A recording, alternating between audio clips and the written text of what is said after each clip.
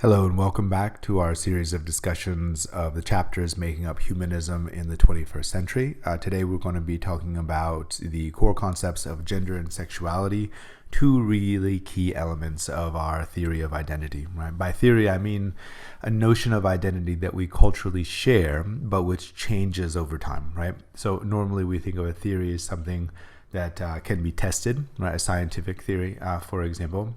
And in fact, that's precisely what gender is. It's a theory, and so we can test it. Concepts of sexuality and gender have changed radically over time, always using history as our position of difference, right? The position from which we can start to analyze differences rather than Platonic sameness is going to be an important strategy for this chapter. Next chapter, which deals with race, and the chapter after that, which deals with our concept of culture, which is another way of talking about our notion of class. In Europe, you really talk more about class. In the United States, we talk more about cultural differences. Those are stand-ins for each other, so we're going to treat them as interchangeable in that particular discussion. Those four elements, gender, sexuality, race, and class, make up the primary or bedrock theories of who we are as individuals. In other words, if you know somebody's belief systems around gender, sexuality, race, and class, you know, at least theoretically, most of the things that they believe about themselves. That traditionally, sociologically, has been the theory in the 20th century of identity that is built on these four cornerstones. That has changed over time. For example, religion used to be an extremely important part of that identity formation. Of course, it's still there very strongly, but it is not in the same category of importance, at least within the sociology of the 20th century. Nationality or nationalism also has at various times been an important identifying marker. Okay, so we have different big categories of the concept of identity. Today we're going to be tackling one of the traditionally most important ones. And before we do that, I want to establish a few tools that we can use not only for this part of our discussion of identity, but also for the next few chapters after that. The first idea that I want to put on the table is the concept that's introduced in the chapter of homo narrans. Homo narrans just means the narrating man or person. The concept here is supposed to be contrastive to our traditional designation of human, which is homo sapiens. Sapiens comes from the verb sapere, which means to know. So we are knowing people or knowing man in the sexist language of the sciences there. And here the concept is, a challenge to the assumption that we actually know things. Right? So remember, in Plato's world, you can know things. You can know things in terms of the essence. And that is the primary point of philosophy, is to establish that essential knowledge. Homo narrans obviously stands in contrast to that, because instead of saying that we are creatures who know things, instead it suggests that we are creatures who make up stories about things. We fictionalize, right? And as we've seen since chapter 4 in our discussion of language, we are creatures who are embedded very deeply in language, and what that means is we're always talking and expressing ourselves in a way that's different than the referent, the reality that we're supposed to be trying to describe or get to. That makes language a really powerful element in our daily lives. For example, we can make jokes, right, which are fictions. We can tell each other stories that are not true, which is a lot of what we do for entertainment. Right? Think about movies, novels, etc.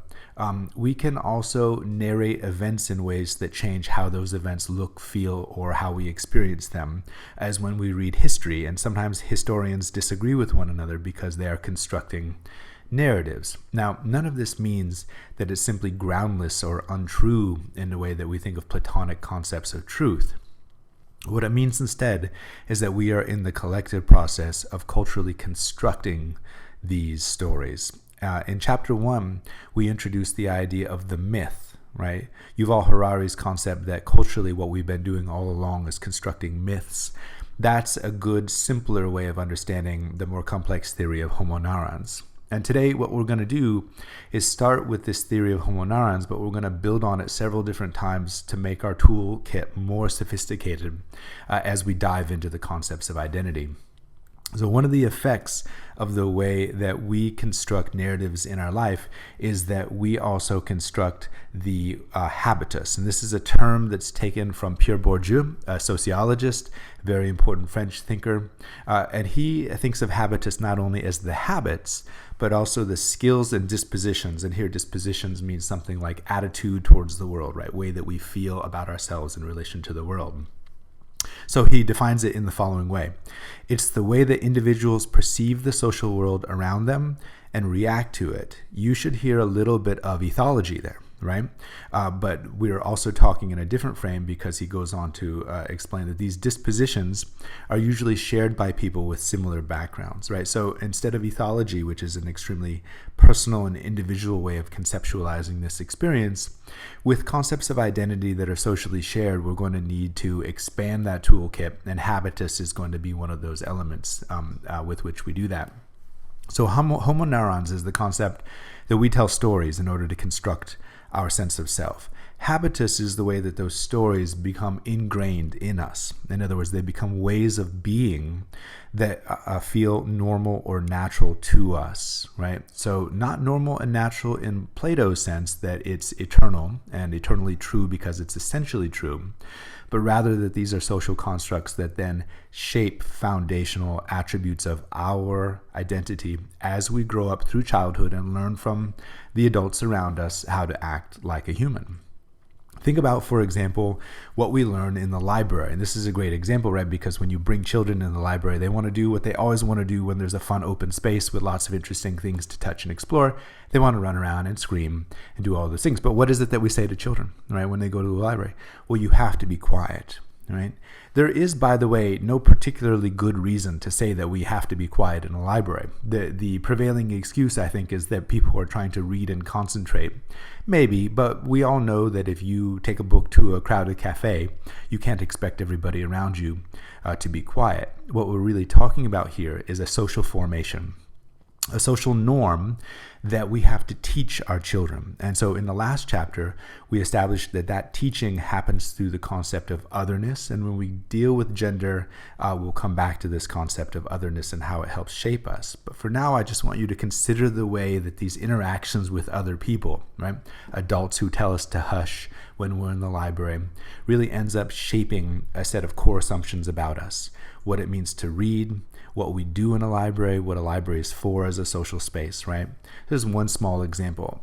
Again, let's think about children. Since we've started to think about psychology, we can really bring children into this discussion a little bit more fully. Think about what children are doing on the playground.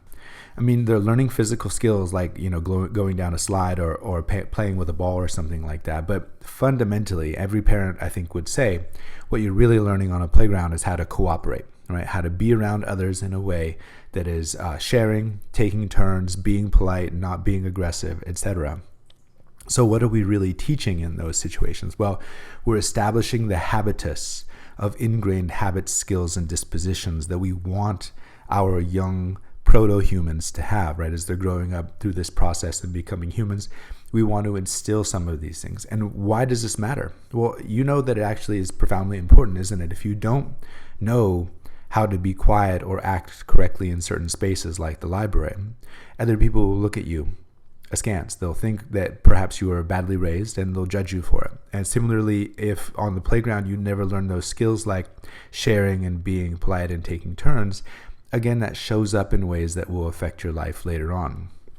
Some of this, is important to recognize, verges on our and anticipates some of our discussion of class as well. And there's an important lesson in all of this, which is that identity is actually overlaid, right? Gender and sexuality, race and class are not separable fundamentally, but we have artificially separated them out for this discussion. This toolkit that we're building actually transcends all of these and connects them, all right? I have a great video here that talks about one of the major effects of habitus, which is what we call cultural capital. This is one of the most important videos that you'll watch. It's also in your textbook. And when you encounter this concept of cultural capital, I want you to be sure to relate it back to habitus. So what cultural capital is the modes of being, ways of interacting, social networks, ways of connecting in those social networks that give you a value. And I don't mean a literal monetary value, although you can translate that into those kinds of monetary elements. Rather, they are culturally valuable. Let's say, for example, that you have a deep Southern accent, right? Or an Australian accent, something like that. But you want to go to Hollywood and start in the movies. Well, one of the things you really have to do is be able to have a standardized Californian accent and learn how to do that. Why is that? Well, it's because that accent that we hear in the movies and the news on television, especially national TV all the time, that is actually a form of cultural capital. Simply the way that we talk is judged and evaluated. For example, when you go to graduate school to get your master's or your PhD, one of the things that you tend to do is lose your regional accent. Whereas before you had grown up in an area in which that accent perhaps was the cultural norm, in those spaces, the concept of academic English takes over. That, again, is a form of cultural capital that normalizes it. Think again about clothing or something like that, right? The clothing that you wear, how you know about style, how you express that style, actually is something that people look at and use to evaluate you, right? Some of it is about money, having money to buy those things. Some of it is about taste. And taste is a very complex thing, but you can see how it comes from habitus, the ingrained habits, skills, and dispositions, right? So cultural capital intersects with money in all kinds of different ways, but at the end of the day, it really has more than anything else to do with the habitus, the environment that you grow up in, the way that you learn certain skills as a result, right? What's the difference between, say, buying a bag of chips and buying healthy organic food? Well, we might say that at the biological level, one is better for you than another, but it also expresses something about cultural capital. If you go to Whole Foods and buy all organic foods, and you look around, everybody has a certain level of affluence and a certain kind of self-expression there. What are they expressing? The habitus, the set of values and assumptions that they carry, the dispositions that they express in that world, and you become part of that community whether you intend to or not. When you participate in that, just like when you walk into a library, you learn how to act. These concepts of habitus, I think you're starting to understand, go deep and they touch on many small facets of our life, things that perhaps you've never thought of. The last example I want to give you before we move on to a more complex concept from Michel Foucault about power is how we use silverware at the dinner table. And this is fascinating because this is something that we've tracked historically very carefully, right? Today, you know how to use a fork, a knife, and a spoon, no big deal. But what if I told you that 700 years ago, there was no such thing as a fork, a knife, and a spoon, right? All of those had to be invented as we use them, and our social rules and skills around using those have had to change. Well, in Western culture, how did we eat before that? With our hands. Right? We ate with our hands, and many cultures still do eat with their hands. It's not necessarily an unhygienic way of eating. It depends on the cultural rules that you have around. But in Western Europe, actually, it was quite disgusting, right? So there was no ritual of hand washing, which you have in the Middle East and Northern Africa. There were no specific rules about which hand you use, which is very important, for example, in Indian cuisine.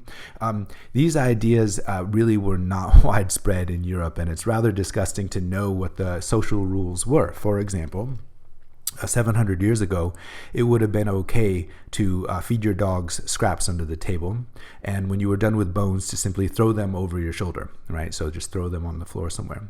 If you had to wipe your mouth, you would simply wipe your mouth on your sleeve, and if you had to blow your nose or something like that, right, you would still sit at the dinner table, but you would simply blow it by putting a finger over a nostril, right? All of this stuff. I think if you've found any of this disgusting, if any of this triggered your feelings of abjection, then what's really going on there is a form of cultural capital, right? That for various reasons, you've decided and then learned through habitus what is okay behavior and what is not. When you go to a restaurant with a white tablecloth, what I like to call white tablecloth restaurants where you have lots of silverware, right, and people are serving you with various glasses and things like that, in those situations, sometimes it can still be intimidating for us, right? if you've ever sat down to one of those places where there are too many forks and too many knives and you simply don't know what to use, right, then it feels a little bit like that concept of cultural capital is impinging on your ability to enjoy that meal. Certainly, I've had that experience in those situations. And then if you learn how to do those, then that becomes part of your cultural capital as well, right? You can show off that ability, and that means something to other people. So these attributes of habitus truly are your everyday activities, but they become ingrained in a way that you start to associate with the concept of selfhood.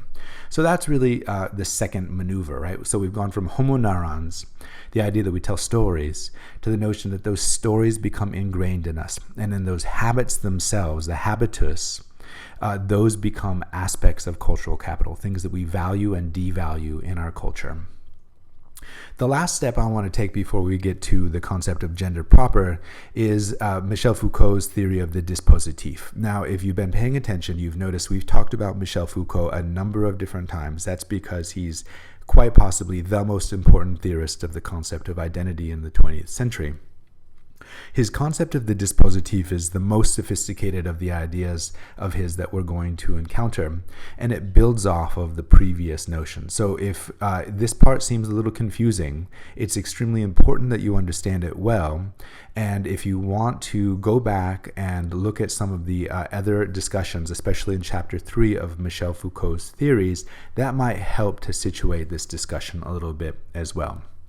So up to this point with Foucault, we've talked about different formations of identity, and as you'll recall, when we discussed madness, the concept of sanity and insanity in the 16th century, in the 1600s rather, what we saw is that it established a key binary in our concept of self, right? So we are sane, and other people who are deemed non-insane are fundamentally, essentially different from us as we establish this concept in the 1600s up until our present moment. Well, that is something that applies to us individually, but it also, Foucault points out, establishes social structures that we use in various ways to define not only individuals, but social values. So you can see how habitus and cultural capital is something that we're going to build on a little bit here, right? So Michel Foucault defines the concept of dispositif in this way. He says it's the various institutional, physical, and administrative mechanisms and knowledge structures which enhance and maintain the exercise of power within the social body. That, by the way, is a lot of academic speak, right? There's an assumption on Michel Foucault's part that we have the cultural capital of literacy at the college level to understand this, but I want to break this down to make sure that we really understand it. The dispositif can be understood as something like a framework, right? So remember in the last chapter, at the end of the chapter, we talked about reflexivity and the mise en abîme. The mise en abîme, you'll recall, is the way that we create a frame for ourselves, and that frame that we construct for ourselves helps to ground our sense of subjectivity in relationship to others. In other words, who's on the inside and who's on the outside of our world, what's normal to us and what's abnormal to us, what is abjected and what is integrated into our concept of ego. Those notions for Foucault relate to something much broader, which is the social institutions that embody those values. Okay, what does he mean by that? Think about those frameworks as frameworks of what Foucault would call knowledge and power. Like a university would be a good example of this kind of discussion. The university is a very specialized space. It's not like a public school, is it? Right? You come here in order to learn specialized things that'll benefit you in lots of walks of your life, especially financially, but of course you are learning other formations of cultural capital along the way. But here's an interesting question from a Foucauldian perspective. What are some of the dispositifs that you have had to go through to even get into a university class? Perhaps it seems obvious to you, but let's go ahead and break it down, right? First of all, you've had to get your GED from high school or the equivalent, right? So you've had to earn that part of the degree. What did you have to do in order to do that? Well, you had to attend school enough. get grades that were sufficient for passing. You had to pass standardized tests, etc. Lots and lots of work. And when you started school, by the way, you also had to register as a somebody who lived in a state, right? And in order to do that, you had to have this thing called a birth certificate. And a birth certificate is the registry that you have at the hospital that records when and where you were born and establishes something called a social security number. And that social security number is yet another dispositif or structure of power and knowledge, right? That, for example, is how the government tracks various things about your life, how much money you've given in terms of taxes, what you have done legally or illegally in terms of federal record, etc. These things are tracked through structures that start even before you are aware of yourself, but they all play a role, right? And that's just one aspect. That's high school. Let's think about how you registered for college, right? You had to have some form of ID, and probably, and like for the majority of us, you got that from the DMV or some similar institution. Well, the DMV, as you know, requires you to pass a test if you're going to drive, but also submit certain paperwork and fill out other paperwork. Then you get that ID, and that ID itself becomes one of those dispositifs, right? A structure of knowledge power that you're embedded in. If you've ever had the experience where you need to fill out a form and you get up to the DMV window and they say, oh, it's not this form, it's another form. You've experienced that moment of frustration. Those moments of frustration are important for Foucault's concept because they remind us of the way we are subjected to power.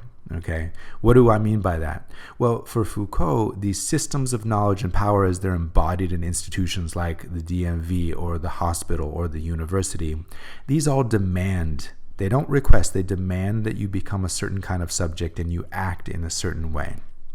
And that is Foucault's extremely important differential definition of the concept of power. Foucault's notion of power is very different than our traditional notion of power. I would say a typical definition of power would be the ability to influence or force something or somebody to do a thing, right? So power is an external device. We can think of it in a number of ways that are slightly more nuanced than that, but I think that that covers our general social concept, the ability to make people or things do something. Foucault has a very different definition, and one that I think is much more profoundly important. And by the way, he's drawing very heavily for this theory on the philosophy of Friedrich Nietzsche, whom I've mentioned at several points in this class. So it's important to understand that this is not only Foucault, but he's drawing on a larger framework of thought here. So for Foucault, power is composed of these frameworks of subjectivity, how we become the person that we are. So again, you should hear habitus in here, but we're taking another step further into this theory and building an even more sophisticated tool for conceptualizing this. So what does he mean by frameworks that force or instruct a certain kind of subjectivity? Before you do things that you conceptualize as wielding power, you have been structured as a certain kind of person, Foucault would argue. And that's a really important idea because what it means is subjectivity itself is the origin point and the position of power. Think about it this way. If you have a soldier, right, that soldier is a powerful person in certain ways. He or she holds a weapon, and he or she has the backing of the military or army behind them, and that makes them a powerful person in our traditional, typical way of that concept. But for Foucault, the real question is, how did that soldier come to be there at that point and feel and think the way that he or she does at that moment? Okay, what caused them to join the army? Right? In what ways do they act and interact in that space that form or reformulate their concepts of subjectivity? Even more importantly, what are the social constructs that allow them to think certain people are safe, friends, other people are others or enemies, right? Those are the places where power really operates. And if we think back to this concept of the civilizing process, how we use silverware or something like that, what we can really see is that from everywhere, like dramatic scenes as such as something on the battlefield, all the way to something very practical like how we use silverware in our daily life, these are actually invested and permeated with these dispositifs of power, right? How we construct our subjectivity, the kind of person that we are, that has to do with cultural capital, and that cultural capital ultimately is the subjecthood that we carry around with us. But we're not necessarily choosing that, at least not in all ways. We are subjected to power, Foucault would argue, because of that structure. And now, with that, we're really ready to talk about gender. Why does gender matter so much? Right? That's actually perhaps obvious at an emotional level, but it's not obvious at an intellectual level. There is no reason in particular to think that gender is a particularly important attribute of our identity. Gender is differentiated by from the concept of sex, right? Sex is biology, or as I like to say, the equipment that we're born with. So that does not only include a penis or a vagina, but also the physiological attributes, for example, the glands that we have, the tendency that we have to have more testosterone or estrogen in our bodies, etc. All of that goes under the biological category of sex, the equipment that we're born with, both inside and outside of our bodies. Gender, on the other hand, can be characterized as the social or cultural expression of that concept of sex. So sex is something that we normally and in most cases can locate or indicate. It's part of a science that we can study and therefore we can falsify, right? We can test against. Gender, on the other hand, is a completely cultural expression. And again, with that concept of cultural expression, we are in this groundless, arbitrary model of expression, right? We are talking about representation again, aren't we? Right? The notion that representation is not necessarily grounded in a reality except for a cultural reality doesn't change the fact that gender feels very real and is extremely important. Think back to those portraits that we saw of Elizabeth I and Louis XIV. They had radically different expressions of gender than the ones that we think of as normal today. And that's because gender has a cultural history. It changes over time. We don't necessarily have right and wrong rules about how we express our gender. For example, can men have long hair? Yes. Can women wear pants? Yes. But, and nonetheless, our gender concepts are subject to our structures of power, aren't they? Right? They're very important. How somebody comes across in terms of gender is going to affect, as we will see in a moment, many, many aspects of their life, not simply how they relate to the other in this gender relationship, right? Male or female is the binary that we're talking about here. But rather, this binary has attributes that extend all the way into our most minute walks of life. How we're treated, how other people interact with us, the kind of money or career that we are going to make or have, the role that we're going to have socially, etc. Right? The clothing that we're going to wear, the car that we're going to drive even, right? One of the things that always cracks me up is that whenever there's an advertisement for a pickup truck, there's always a guy with a manly man voice in the background talking about it as though women can't have pickup trucks. Well, why is that? The answer there is gender, right? That gender is a powerful, in the Foucauldian sense, powerful construct in our society. But as I said earlier, that does not mean that it has some real cultural significance for us. Gender doesn't have to matter. Just like religion used to be the most important way of designating a person in Western culture, today it's faded away, right? And instead of that, we have race and gender as perhaps our most two powerful constructs. But let's play a thought experiment, all right? I want you to imagine gender as no longer important, right? You walk around, you see people, and you notice that they look male or female according to the attributes that we have for gender, right? But it simply doesn't matter to you. What would that look like and feel like? Well, I can give you an example here. Think about, instead of gender, the food that we eat. Right? Think about whether or not somebody is a carnivore, so to speak, or a vegetarian, or a vegan, or somebody who prefers the Mediterranean diet, or somebody who follows a keto diet, or some other kind of diet. And think of that as an extremely important social designation for identity. It's actually quite possible to imagine, right? We eat all of the time. We could start designating our social spaces according to that. We could even start differentiating things like our clothing or the way that we treat each other or the kinds of friends that we have according to some of that. And in fact, we do see that on a very minor scale, just like if gender were not powerful, we would treat gender as a relatively insignificant element. So what does this thought experiment show us? One, that power is arbitrary. It's a social construct. And on the other hand, it reaches, when it is powerful, something like gender reaches into almost every attribute of our life. It doesn't stay put just around the concept of sex, sexuality. It tends to radiate into various other attributes of our daily life. All right. We also think of gender specifically in a binary form, and that is one of our inheritances from Plato, as I will elaborate as we discuss this. But you'll recall that in a way we've already built the tools for understanding this. In our chapter on language, what we suggested is that when you're dealing with concepts of difference within a Platonic framework, when you're trying to ground meaning in a way that feels stable and real, then the binary is the most effective structure for doing that. So what is a man? The man is obviously the opposite of a woman. What is a woman? Well, a woman is obviously the opposite of a man. If we actually try to indicate what the attributes are of an ideal man or an ideal woman in the way that Plato would want, I think we'd actually find it very difficult. So if you want to pause here and engage in this thought experiment, it's actually very interesting.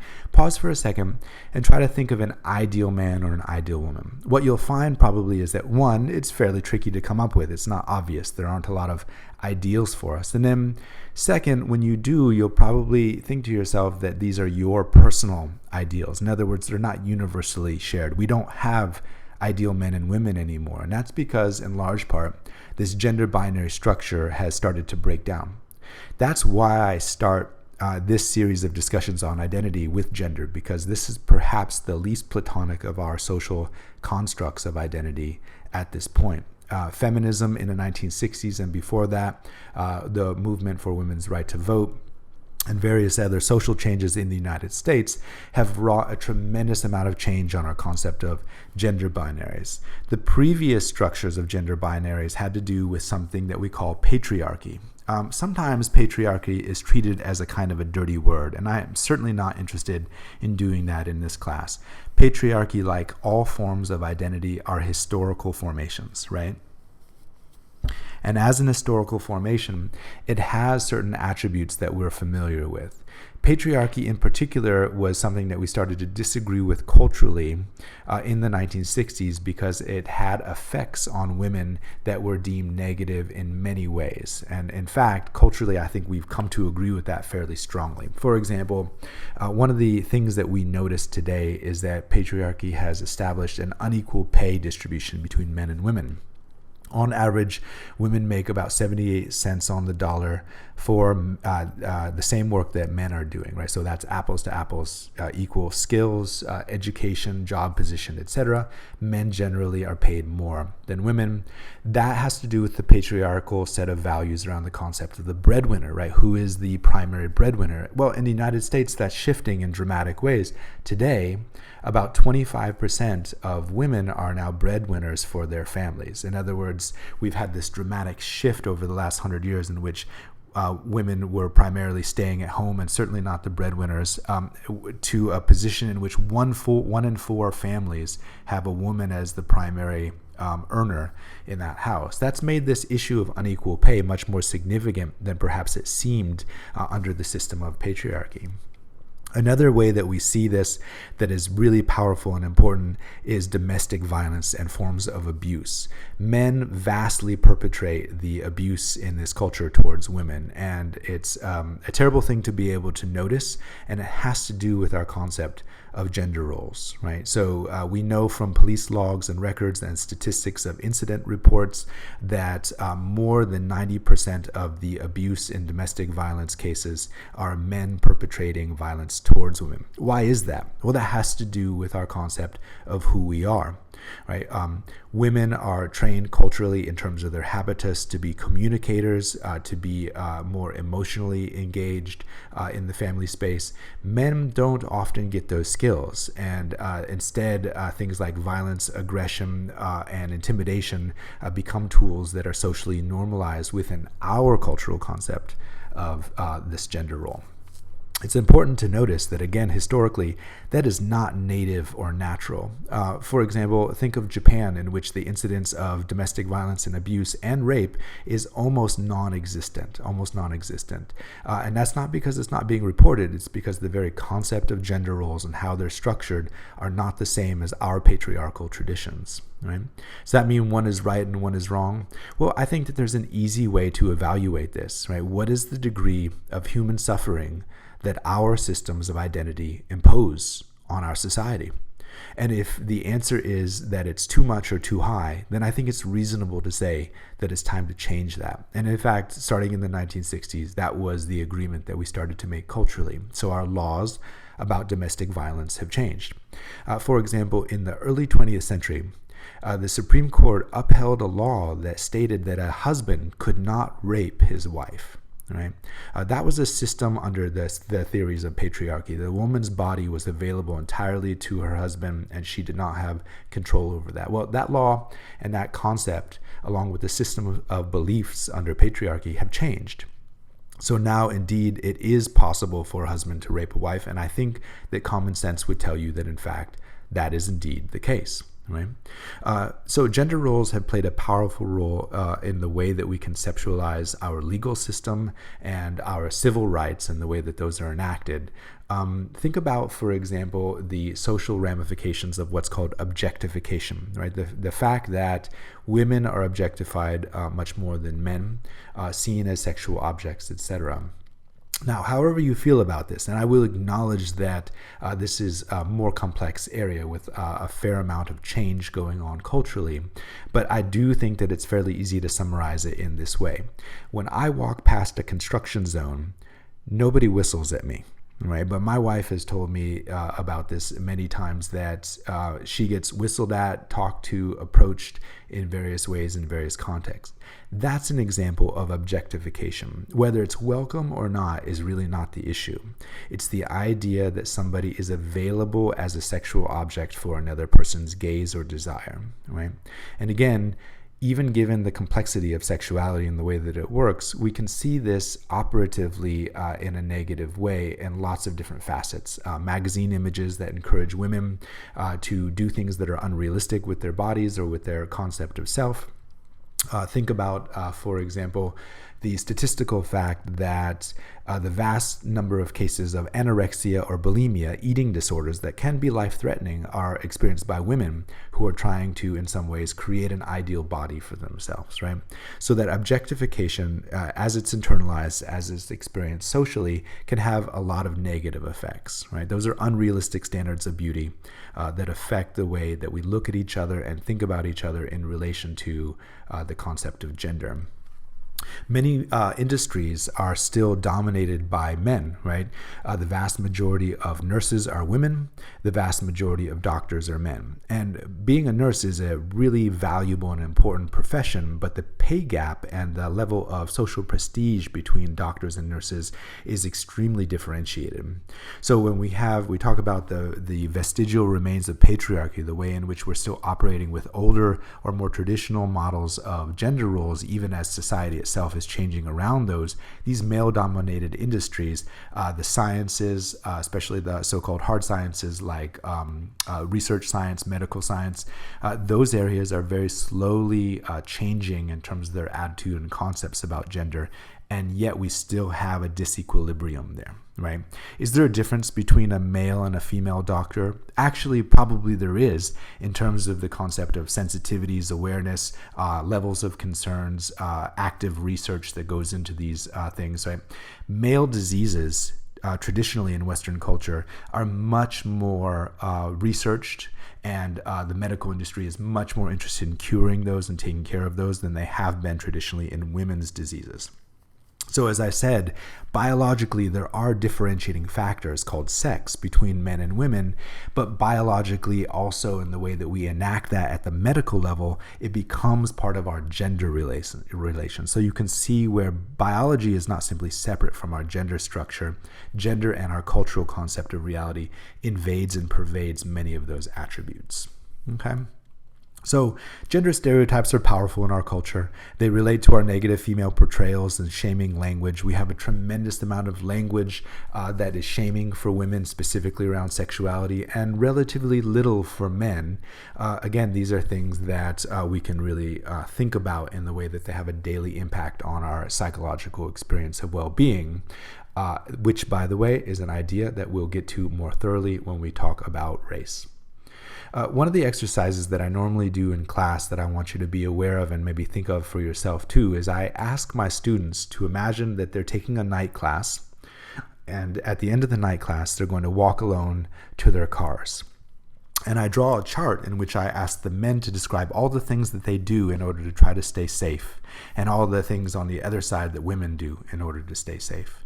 And I start with the men, and it's usually a very short list, right? Perhaps be aware of your surroundings. Maybe even sometimes somebody carries a weapon or is aware of something like that. But the thing to remember here, and you can, again, test this for yourself, if you identify as a male in this class, ask a woman what she would do in that situation and think about what you would do in contrast. If you are someone who identifies as a woman in this class, think about all the things that you do in order to prepare yourself, and ask some of your female friends by contrast all the things that they do in order to feel safe walking alone at night. That list is huge, right? It includes things like carrying mace, keeping your phone on the entire time, unlocking your door, starting your car ahead of time, checking in the back seat to make sure there's nobody there, keeping a firearm, keeping a knife around you at all times. It's really an incredible level of the need to defend your own body. And I think it's worth asking again, in terms of the concepts of gender, why it is that women are so much more at risk of that kind of threat. Even something like robbery, right, which doesn't technically relate to gender in any way, is something you can start to conceptualize in terms of our cultural coding on gender. So that's a thought experiment that's worth doing, right? This notion of the patriarchal family is sometimes idealized as the 1950s family, and I have a great video here from Leave It to Beaver, a classic 1950s program that talks a little bit about these gender roles. It's good fun to watch, and it also reminds us of the way that we can both idealize patriarchy and also critique it at the same time, right? Those two things are not necessarily contradictory, and in fact, I'm guessing that the way that we will have the best balance in our concept of gender relations is one that takes certain things about stable gender concepts and perhaps the best of those, and also develops a certain level of flexibility. In other words, we start treating gender more as a spectrum. Whatever we do culturally, though, I don't have a personal stake in it. I do think that our decisions should be based on the amount of human suffering and misery that's created by these structures of identity. And I would encourage you to adopt a similarly ethical attitude towards your decision making as we go through these often very tense concepts of identity. Okay, so here at this point, I want to step back a little bit. We built some tools around the notion of dispositif and power. We've started to look at gender in the way that gender is invested with structures of power that shape our identity, whether we want it to or not, and yet those gender attributes become part of our cultural capital and our habitus, the internalized narratives in terms of homo neurons that we use in order to navigate our sense of self. We can also summarize some of this in terms of the materials that we've already introduced in this class, right? Think about, for example, Jacques Derrida's concept of différence and the way that it plays into these discussions, right? Remember, différence is a linguistic concept. What he's noticing, what Derrida is noticing, is that every time we have something that we define in a specific way, we are ignoring the attributes of that thing that do not fit. We talked about that in terms of the rose and the notion of romance, right, where the rose itself is supposed to embody our concept of romantic love, and yet it has attributes such as the fact that we buy it at a grocery store for $5.99, or that it dies in a week. Right, these things are actually the differences that make the difference. Well, we can also say something similar about the notion of gender, right? None of us fit a gender ideal. Not all of us want to, but even if we did want to and really dedicated ourselves to that, we could not fit that perfect concept of identity. Why? Well, because we are full of differences, aren't we? Just like psychologically, we are not a single coherent self, but full of differences.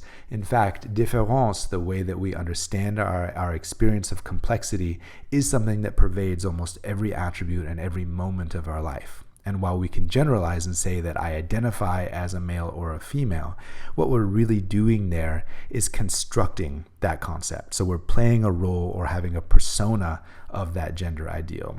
There's a great exploration of this concept in the movie Shrek. The first one is my favorite, but all of them talk in various ways about the same idea. And I've included here the clip from the beginning of the first Shrek movie in which he's reading about a romance, right? A romantic story. And all of these romances are basically the same. The woman is passive, usually in some sort of tower or something. The heroic knight kills a monster in order to rescue the princess, and then they live happily ever after, because that concept of romance is supposed to be self-fulfilling, a very gendered concept, very much in the patriarchal tradition. But Shrek is reading this while he's on the toilet, right? So he's wiping his butt with this stuff. And the reason that he's doing that is he doesn't believe it, right? And the story that Shrek unfolds is that he ends up falling in love, but rather than him being the knight and the princess being that passive object of desire, instead what they do is discover just how gross they are, right? They're literally ogres with each other. And anybody who's been in a relationship for a while, that what happens at first is that you have that idealized sense of romance, and then eventually you feel comfortable enough to fart in front of each other, right? So that distinction right there is one that Shrek is really playing with, and it's that fun expression of the concept of difference. We talked about the serious side in the last slide of patriarchy and the effects that it has, but we also see that what it does is mask these differences, and then we have to find ways of coping with those differences. Perhaps no philosopher has done a better job of thinking about this and dealing with it than Judith Butler, who is actively teaching right now at UC Berkeley. This image that I've just put up is on the frontispiece of her book. And if you look at that child there, perhaps the assumption is that that is a girl, right? Because they're wearing a dress and they have longer hair. Well, in fact, in the 19th century, children were not gendered until they turned 5. So all children, boys or girls, wore dresses, partly because of practicality, right? It's easier to change diapers and whatnot from a dress. And the hair was generally grown out, again, because there was the lack of gender differentiation. Today, as Butler would notice, we're actually extremely different, right? We think of our gender roles as starting almost from birth. That's why babies are supposed to be color coordinated, and the toys that they're supposed to get are specific to that gender. Butler calls this performativity, right? That we learn to perform this persona in a way that allows us to cope with this difference by covering it over. And again, just to remind you, this is what Michel Foucault would talk about in terms of power. So I think you're noticing here that with gender, we're tying together a lot of these tools that we've been working with in the class. Performativity is a great summation of these ideas. On the one hand, it's performance. We're playing a persona. On the other hand, it feels very real to us, doesn't it, right? Your gender is so integrated into your body that it affects things like how you eat, how you talk, and how you walk. Those are not simply things that you can stop doing at any point. So performativity is by no means a trivial concept. It's not something that you can simply take on and put off as you want to, as though you were in a performance. Rather, it's something that becomes an ingrained habitus, set of skills that then influence different attributes of your life. Nonetheless, they're cultural formations. So today, when boys are young, right, they get different toys and they're interacted with differently, right? Boys, when they get hurt, are told to brush it off and not to cry and to walk it off and it'll be okay. They're encouraged to join sports. Today, women are also in a greater number encouraged to join sports, and yet fairly quickly those sports become differentiated, don't they, right? So the question has been raised in various contexts, can women play professional level sports?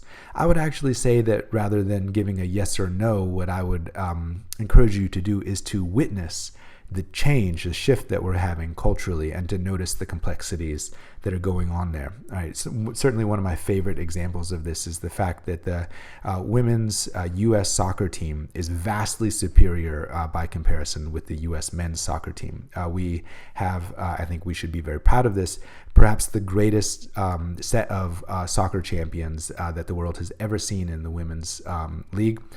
And yet, even though the U.S. men's team is rather pathetic, never really even reaching a serious level of competition, they make vastly more money than the women do, talking about that notion of wage inequality. Partially the reason for that is that many more people tune in to watch the men's sports, right? So when I was a graduate student at Chapel Hill, you may not know this, is actually the seedbed for most of the greatest stars who go on to the U.S. Olympic teams, or has been for quite a while, and they've won the national championships many, many, many years in a row. We also at Chapel Hill have the Tar Heels men's basketball team, which is another famed or storied program. And in that program, rightly or wrongly, everybody goes to watch the games, even on bad seasons. The stadium, which was specially built for the men's basketball program, is packed every single night that we have a home game. But I also went to the women's soccer games, and I was usually one of 100 or so people in the stands. In other words, nobody was coming to watch these amazing, talented women play. And I think, again, it's worth asking, what in terms of our performativity are we enacting as fans, as people who engage in sports or play those sports, either for our entire lives or for a certain specific part of that career? How do those influence the way we think about things like fame or prestige or influence that go well beyond the world of sports?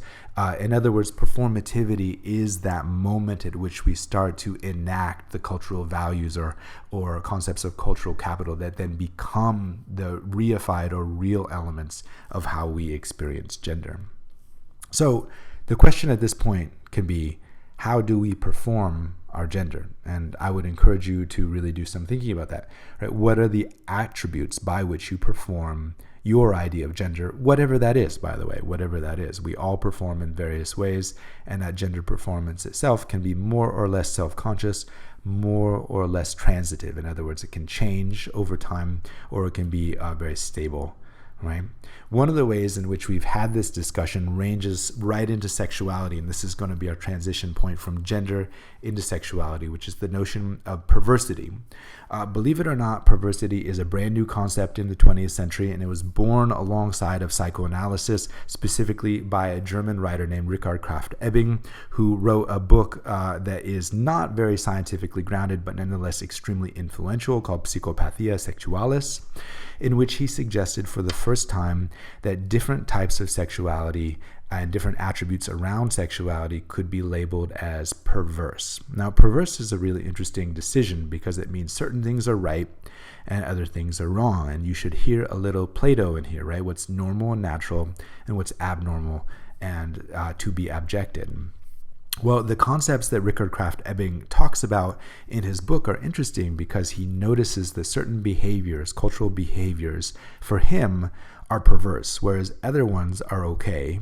But historically, our values have actually reversed on this. So, for example, when we think about norms of sexual identity, today tattoos have become very normal, right? They're an everyday experience.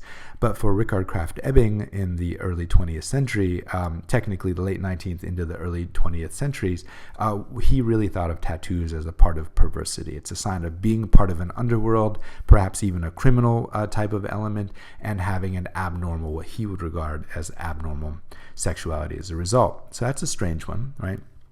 Another one that we don't relate to as well is that for Krafft-Ebing, the concept of prostitution would have been perfectly normal, right? So in 19th century, early 20th century Germany, prostitution was actually integrated into normal household functioning. And I'm not really exaggerating here. If you had an average middle class family, the father on a regular basis would go and visit prostitutes, and that's because of a certain cultural concept that men were sexually more active and had more needs than a wife could fulfill. And if that sounds bizarre to you, that's because our cultural values around concepts of sexuality have radically changed, right? So now we think of things very differently in our culture and our time. Is one right and one wrong? Well, of course, if you've been paying attention to the discussion in this class, that's a more complicated question, right? There are negative attributes of prostitution. There are also negative attributes of almost any of our decisions about deciding what's right and wrong or normal and abnormal. And the way that we conceptualize prostitution today is through a moral lens that Richard Krafft-Ebing didn't have. What's important to recognize here is that the theory of perversity, what he's working with in terms of perversity, has to always be seen through a cultural lens. And unfortunately, we don't have a definite system of absolute values that we can apply to this. We don't have a Platonic theory of Platonism that we can really build on here. This is another interesting one, right? For Richard Krafft-Ebing, women cross-dressing, wearing pants really would have been the important decision for him, was absolutely perverse, right? It was a sign of perversity and strangeness. And of course, for us in our culture today, we have definitely reversed that, but only to a certain degree, right? It's not something we consider normal for men to wear dresses. Men, of course, can wear dresses. There are contexts in which that may happen. And yet, similarly to the early 19th or early 20th century concept of wearing pants for women, today that really stands out if a man were to wear a dress. Why is that? Right? Are there really good cultural reasons to say that women can wear pants, but men cannot wear dresses? Probably not. Again, it's a relative thing, and we start to see how important chapter 4 was for demonstrating the relativity of the way we experience these cultural values. That does not mean that those cultural values are not important. They are grounded by and situated under power, as Foucault has defined it. So I'm not talking about things in a way that's trying to trivialize them. Certainly the way that we conceptualize prostitution or the clothing that we wear or the way that we decorate our bodies, those things matter to us and are very meaningful to us. But the decisions that we make around them are not grounded in an ultimate Platonic reality, and we know that because historically those values have changed. One of the most important things to recognize in the set of relative values that we're discussing here is that they have other implications, right? Richard Krafft-Ebing was partially influenced by a man who's widely regarded as the father of criminology, Cesare Lombroso. Lombroso is a very interesting figure in a number of ways, but extremely problematic for this discussion. Lombroso decided in Italy that people who had outward characteristics tended to have inward qualities. And that's a very Platonic assertion, isn't it, right? The notion that how you look on the outside is essentially who you are on the inside. And he suggested that criminologists, people who are looking for criminals and trying to solve crimes, start to use these theories of how somebody looks on the outside to decide whether or not they may or may not be criminal or have those criminal tendencies, all right?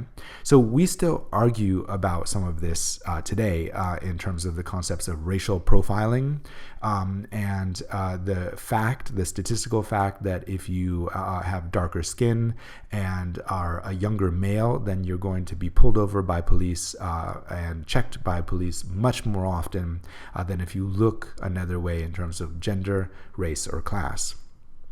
And those distinctions are very important because they continue to operate in our culture, and yet we would, I think, disagree generally with Lombroso's statement that if you have a twisted nose or excessive cheekbones, that somehow you have an evil intent towards other people. That's quite a leap, isn't it? Right? It's a very Platonic leap because remember, for Plato, how you look has to do with your essence, and that essence has to be eternal and unchanging. And yet here's one of those elements of Platonism that we definitely disagree with in our culture today. So you've seen here that we've ranged from gender into sexuality into an anticipation of our discussion of race, and we'll rejoin this discussion of race in the next chapter.